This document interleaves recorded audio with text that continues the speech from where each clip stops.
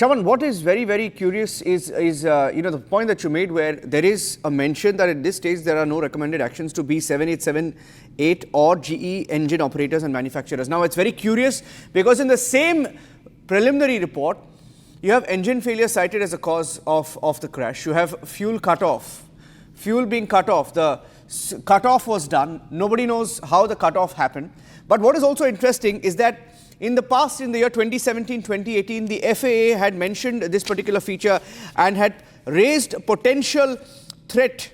The FAA had issued Special Airworthiness Information Bureau, SAIB, on the 17th of December 2018 regarding potential disengagement of the fuel control switch locking feature. This was in 2018. The Special Airworthiness Information Bulletin of the FAA was issued based on reports from operators of model 737 that the fuel control switches were installed with the locking feature disengaged. The airworthiness concern was not considered an unsafe condition that would warrant airworthiness directive by the FAA. There is a very interesting mention here of Air India. As per information from Air India, the suggested inspections were not carried out.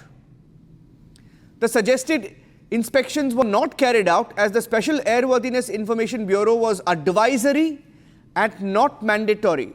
Now, what is interesting here is that we are talking about a cutoff, switch cutoff. The switch cutoff was flagged in the year 2018 by the FAA, and they spoke of a potential disengagement of the fuel control switch locking feature. And Air India says that the suggested inspections were not carried out as it was advisory, not mandatory. And that is one interesting mention that I found in the report. But coming back to the question of the fuel contamination. Fuel samples, according to the final page of the report, there are, it summarizes with the progress of the investigation. Shravan and me both have the 15-page report. Now, point number 4 in this report, Shravan, says fuel samples were taken from the bowsers and tanks used to refuel the aircraft. They were tested at the DGCA's lab and found satisfactory. Okay. Very limited amount of fuel samples could be retrieved from the APU filter and refuel/jettison valve of the left wing.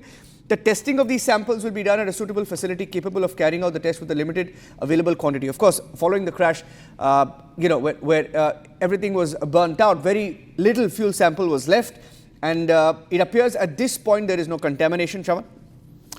Well, it does not, but there are, several other things that really emerge from this report. Now, Niranjan, what we're going to do right now is going to play out in a short while from now some of the key videos which have also been used during this entire investigation. That very moment that when the aircraft actually took off and right before the perimeter wall of the airport is when you can clearly see the rat being deployed, which is essentially RAT essentially is the ram air turbine. It's kind of to simplify it, it's an emergency power backup. Yeah.